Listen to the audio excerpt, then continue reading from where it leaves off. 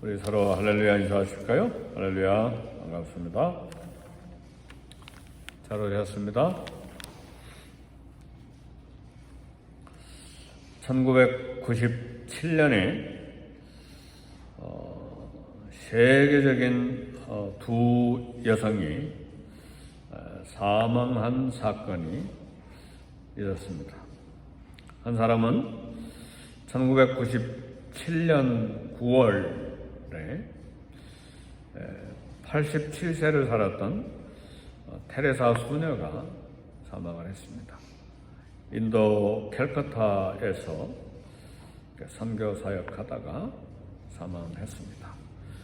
또 한 여성은 영국 왕세자비 다이애나인데 1997년 8월에 36세로 영국이 아닌 프랑스에서 교통사고로 사망을 했습니다. 테레사 수녀는 우리가 아는 것처럼 일생을 인도 빈민굴에서 다른 사람을 섬기다가 이렇게 살면서 사망을 했습니다. 영국 다이애나 왕세자비가 사망할 때는 많은 궁금증으로 세계가 그렇게 이상한 죽음이었다. 왜냐하면 사망할 때 교통사고를 당할 때에 그의 차 안에 찰스 황태자가 아니라 다른 남자가 타고 있었기 때문에 그렇습니다. 그러나 테레사 수녀가 사망할 때는 인도와 전 세계가 그녀의 죽음을 슬퍼했습니다. 그 이유는 한 가지인데 평생에 이 가난한 빈민 사람을 섬기다가 세상을 떠났기 때문에 그렇습니다. 오늘은 섬김이 주제입니다. 누가 크냐 이런 제자들의 다툼 속에서 우리 주님이 섬김에 대한 도전을 하시고 가르침을 주셨습니다. 오늘 우리도 섬김의 종인가 섬김을 받으려 하는 사람인가 거기에 따라서 우리의 사역이 달라지고 열매도 달라지게 될 것입니다. 예수님 당시의 로마 사회는 노예가 거의 5천만 명이 넘는 사람들이 노예와 종을 부리는 사회였습니다.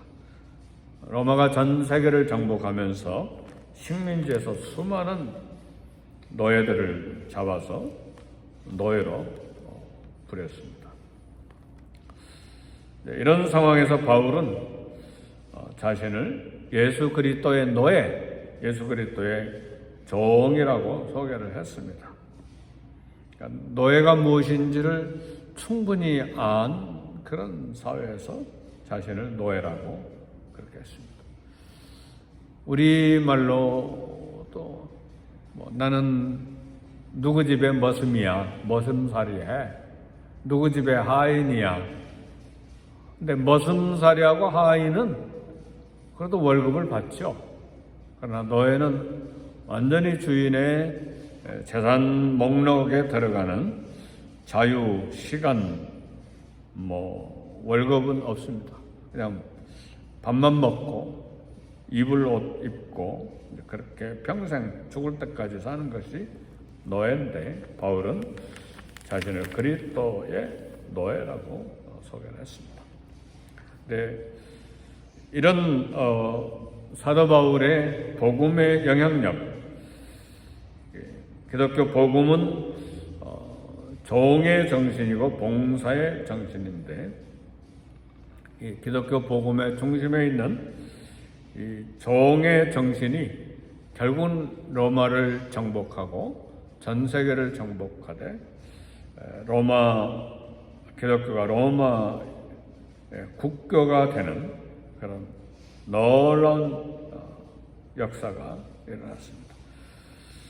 예수님께서도 당신을 종으로 이렇게 말씀했습니다. 나는 섬김을 받으러 온 것이 아니요 섬기러 왔고 나의 목숨을 많은 사람의 대속물로 주려 왔다. 우리 주님이 이 땅에 오신 것은 많은 사람들이 자기 백성들이 자기를 섬기고 대접해주고 왕으로 이렇게 세워주는 것이 아니라 섬기려고 오셨다. 오늘 저와 여러분들은 어떤 삶을 가지고 삽니까? 또 어떤 자세로 주님을 섬깁니까? 어떤 모습으로 교회 섬김의 봉사를 합니까? 대접받고자 한다면 이 아침에 그걸 내려놓아야 됩니다. 설교하는 목회자부터 시작해서 우리 장로님들, 우리 권사님들, 모든 성도들이 다 섬김의 정신, 봉사의 정신에 참 도전받고 또 그런 자세로 교회를 섬기고 또 주님을 섬겨야 될 것입니다. 그렇지 않으면 대접받고자 할 때 이제 주님 섬기는 것이 대단히 불편해집니다. 왜 나를 대접하지 않고, 왜 나를 알아주지 않고, 왜 내가 이렇게 정상적이지 못한 그런 자존심 상하는 그런 환경에 있어야 되나? 심각한 갈등이 생기죠. 그러나 종의 정신, 그리고 우리 예수님의 섬김의 모습을 생각하고 그것이 우리 기독교 복음의 핵심이요 중심에 있다는 걸 생각할 때는 그런 모든 갈등과 불편한 것들을 감당할 수 있는 은혜와 능력을 갖게 된 것입니다. 오늘 본문에서 예수님은 너희가 노중에서 토론한 것이 무엇이냐? 저희가 잠잠하되 이는 노중에서 서로 누가 크냐 하고 논쟁하였습니다. 그랬습니다. 마가복음 9장 33절에서 34절 예수님께서 변화산은 아마도 이스라엘의 최북단 헐몬산이 아닐까 그렇게 생각합니다. 거기 가이사라 빌립보가 바로 헐몬산 밑에 있는 동네인데 거기에서 갈릴리로 오시면서 이제 가버나움에 들어오셨는데 그것이 오늘 본문입니다. 33절 가버나움에 이르러 집에 계실새 가버나움은 예수님의 제2의 고향이죠. 전도사역을 주로 여기서 하셨으니까 제자들에게 물으신 거예요. 거기서 여기까지 오는 동안에 너희들이 길가에서 뭘 가지고 다퉜느냐 물어보셨어요. 네, 다툼의 내용이 서로 누가 크냐, 누가 잘났냐 그 문제예요. 예수님 변화산에서 옷의 광채가 흰 광채가 나고 얼굴이 변화되면서 얼굴에 광채가 나는 놀라운 영광의 모습으로 변화되었는데 아마 그 사건 후에 이제 이런 다툼이 생긴 것인데 사건 후에 우리 주님은 분명히 말씀하시기를 내가 사람들 손에 넘겨져서 죽임을 당하고 3일 만에 다시 살아나야 될 십자가 사역, 죽음으로 섬길 것에 대한 말씀을 하셨습니다.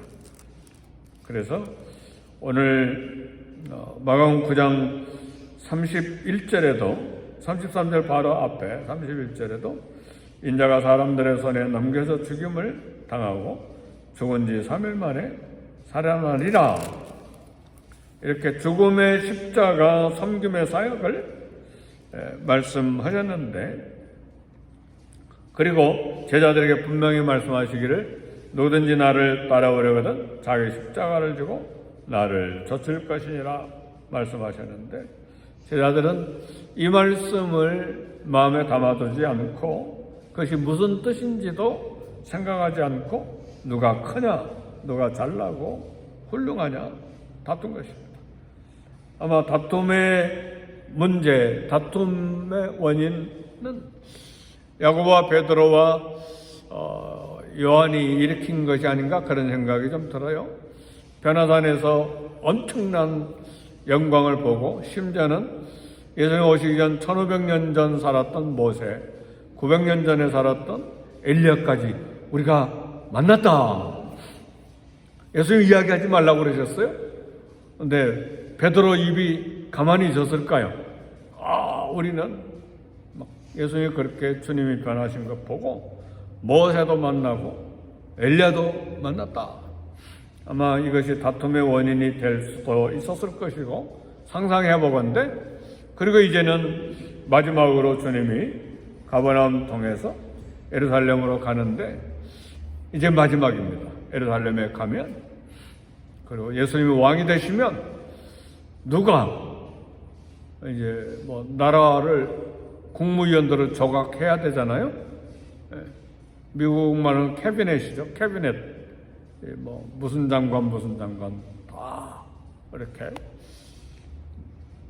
정할 텐데 누가 더 탁월하냐? 예수님은 십자가 죽음의 섬김을 말씀하시고 제자들은 누가 잘나고 훌륭하냐? 근데 누가 크냐의 문제는 오늘 우리의 문제이고 또 가정의 문제이고 자녀들의 문제이고 교회의 문제이고 사회의 문제예요. 주님을 섬기는데 장애물 중에 하나가 누가 크냐의 문제예요. 부부가 다툼하는 것도 누가 크냐예요. 왜 다툽니까? 나는 종입니다. 그러면 싸움이 끝나죠. 내 자존심, 나를 왜 무시하냐? 그것 때문에 다투잖아요. 말 한마디 하면 그게 내 자존심을 세우기 위해서 이제 공격과 방어가 시작이 되는 것이죠. 자식들도 왜 다툽니까? 꼬마 때부터 다 자란 뒤에 다 결혼한 후에도 누가 크냐의 문제에 경쟁하고 다투죠. 친척들 간에도 역시 마찬가지죠. 나를 이렇게 대접 안 해? 나는 이렇게 했는데 전부 다 대접받고자 하는 누가 크냐의 문제예요. 그러니까 이 누가 크냐의 문제는 정치하는 국회의원들만의 문제가 아니에요. 어쩌면 국회의원 후보 나를 안 뽑아줘? 그럼 나 당 버리고 다른 당으로 갈 거야. 아니면 당하고 상관없이 나 혼자 출마할 거야. 정치인들만의 문제가 아니라 우리 모두의 문제예요. 그렇잖아요? 한 사람도 예의가 없다 그 말이죠. 그래서 이 섬김의 문제, 누가 크냐에 높아지려고 하는 자존감의 문제는 우리 모두의 문제예요. 이걸 잘 말씀으로 또 인격으로 또 섬김의 정신으로 또 주님을 닮아가는 그런 인성과 영성으로 준비되지 않으면 마지막 호흡이 끊어질 때까지의 문제가 되는 것입니다. 우리 교회에서도 역시 마찬가지죠. 누가 먼저 교회에 등록했느냐? 내가 먼저 왔다. 누가 더 큰 은사를 가지고 있느냐? 이런 문제예요. 누가 어떤 직분을 더 많이 가지고 있느냐? 그래서 교회는 우리 교회는 그런 일이 별로 없지만 연말 되면 교육자들이 많이 힘들죠. 이렇게 임명하고 수백 명이 되면 그 임명하는 게 보통 어려운 일이 아니죠. 근데 임명하고 난 뒤에 꼭 문제들이 생기죠. 예수님은 그래서 어린아이 하나를 안으시고 이 아이를 영접하는 것이 나를 영접하는 것이다. 그리고 나를 영접하는 자는 곧 하나님 아버지를 영접하는 것이다. 이 어린아이는 왜 예수님이 어린아이를 세우시고 안으시고 이 어린아이와 같이 돼야 된다고 말씀하셨느냐? 당시의 어린아이는 여자와 함께 사람 숫자 셀 때에 세지를 않았어요. 그만큼 사회적인 신분이 참 가치가 없는 그런 문화적인 배경을 가지고 있습니다.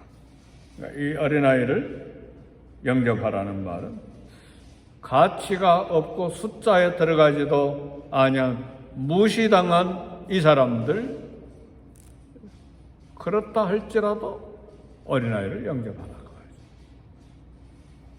그런 것처럼 섬겨야 된다는 말입니다.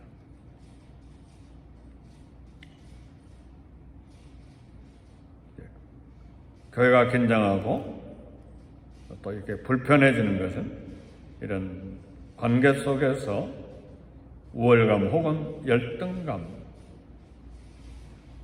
시작이 될 수가 있습니다. 그래서 섬김과 종의 정신인 봉사하는 자세가 필요합니다. 그래서 주님 섬기다가 내가 꼭 이렇게 대접받아야 돼? 이제 그럴 때 우리 주님을 생각해야 돼요. 하나님의 아들도 종으로 섬기셨는데, 모든 사도들도 종으로 섬겼는데, 이거 생각하지 않으면 견디기가 어렵죠. 어떤 제자 훈련을 마친 젊은 사람이 질문했습니다. 사장님, 그리스도의 참된 제자가 된 것을 어떻게 알 수가 있나요?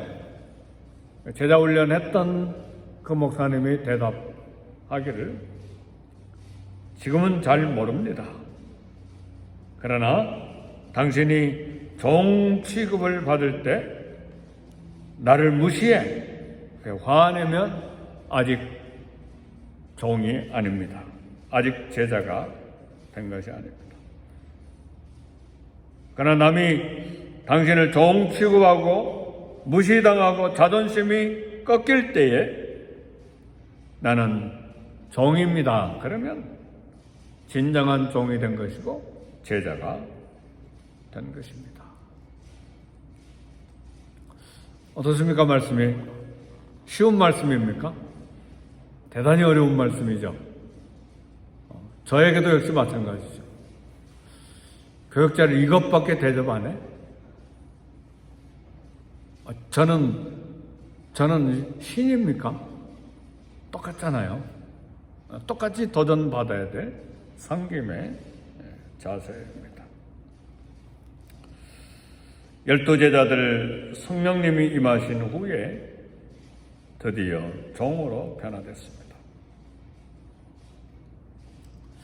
요한 1, 2, 3, 4에 보면 사랑이라는 단어가 많이 나오는데, 우리가 서로 사랑하자. 우리가 사랑하면 하나님 먼저 우리를 사랑하셨습니다. 사실은 사랑도 성령의 은혜의 결과이면서 섬김입니다. 섬기지 못하면 사랑하기가 어렵죠. 진정한 종일 때 사랑이 가능합니다. 나는 왜 맨날 베풀기만 해? 벌써 종의 위치에서 이탈한 거예요. 종은 평생 섬기는 것이죠. 우리 주님이 종에 대해서 이야기하셨잖아요. 종이 하루 종일 일하고 집에 들어오면 바로 앉아서 밥을 먹겠느냐? 주인의 식탁에서 주인이 다 밥 먹을 때까지, 식사 마실 때까지 수종 들고 그 다음에 먹고 정은 고백하기를 나는 해야 할 일을 했을 뿐입니다. 이게 종의 자세라는 말씀이죠. 우리 주님이 하신 말씀이죠. 내가 이렇게 봉사하고 애쓰고 수고하고 그랬는데 왜 안 알아줘? 벌써 종의 이치를 이탈하는 것입니다. 우리 주님 섬기는 것이 또 처음 예수님을 믿을 때는 잘 몰랐지만 섬기고 봉사하고 주님을 더 깊게 알아가면 알아갈수록 진정한 섬김의 도를 우리가 알기 때문에 더 많이 기도가 필요하고 더 주님을 닮아가야 되고 엎드려 주님을 붙잡고 간구해야 될 뿐만 아니라 어찌하든지 내 힘으로 할 수 없는 이 연약한 자 성령님이여 도와주옵소서. 그렇게 기도할 수밖에 없습니다. 성령께서 충만하게 해주실 때에 조롱을 당하고 무시를 당하도 섬김의 삶을 능히 감당할 수가 있게 될 것입니다. 주님을 뜨겁게 사랑하는 사람들은 또 살아있는 순교까지, 우리 믿음의 선배들은 목숨을 내놓기까지. 왜요? 내가 섬김을 받으려 하며 아니요 도리어 섬기려 하고 내 목숨을 많은 사람의 대속물로 주려 합니다. 누구든지 나를 따라오려든 자기를 부인하고 자기 십자가를 지고 나를 좇을 것이니라. 오늘 아침에 섬김의 종, 섬김에 대한 도전을 받았습니다. 혹시라도 갈등이 있거든 아니면 또 앞으로 주님을 섬길 때에 이러한 문제에 부딪힐 때 하나님의 말씀을 생각하고 종의 사역, 종의 섬김의 도를 잘 감당할 수 있기를 주의 이름으로 축복합니다. 우리 기도하십시다. 기도하실 때 성령의 충만을 위해서 기도하시고 교회의 말씀의 충만, 은혜 충만, 전도와 선교의 충만, 성령의 충만으로 섬김을 다하는 그리스도의 종들이 되게 해 주옵소서. 성령의 충만으로 교회가 부흥되게 해 주시고 전도와 선교, 섬김으로 교회의 부흥을 허락해 주옵소서. 우리 기도하시고 담임 목사를 위해서 기도하시고 선교사님들을 위해서 우리 기도하십시다.